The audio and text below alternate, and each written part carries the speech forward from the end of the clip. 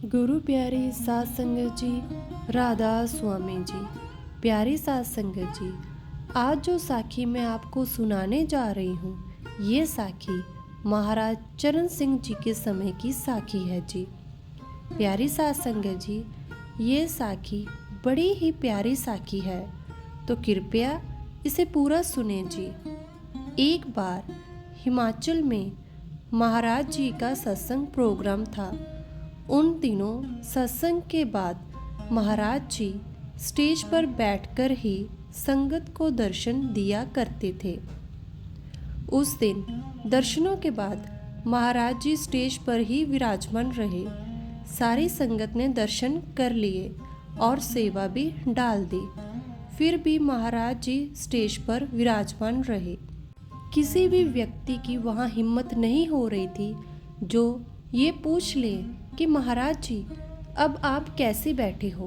अब तो सारी संगत को दर्शन हो गए हैं। फिर बड़ी हिम्मत करके एक बुजुर्ग सेवादार ने महाराज जी से पूछा, महाराज जी आप अभी तक कैसे बैठे हो? क्या हमसे कोई गलती हो गई है जी? और अब तो सारी संगत को दर्शन भी हो गए हैं। तब महाराज जी ने कहा, नहीं, अभी एक संगत को दर्शन नहीं हुए हैं। वो भाई उस पीपल के पेड़ के पास बैठे हैं। जाओ उनसे कहो कि आपको दर्शन और सेवा डालने के लिए महाराज जी बुला रहे हैं। तब सेवादार भाई उनके पास गए और उनको महाराज जी की बात बताई। तब उस भाई ने महाराज जी के दर्शन किए और अपनी सेवा डाली।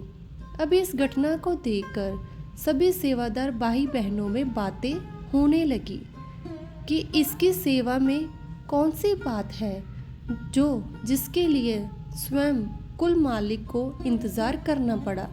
तभी बुजुर्ग सेवादार ने महाराज जी से विनती की कि हे सतगुरु, हे सच्चे पातशाह, हमें ये ज्ञान देकर धन्य करें कि ऐसी क्या बात थी कि आप स्वयं उस बाई का इंतज़ार कर रहे थे।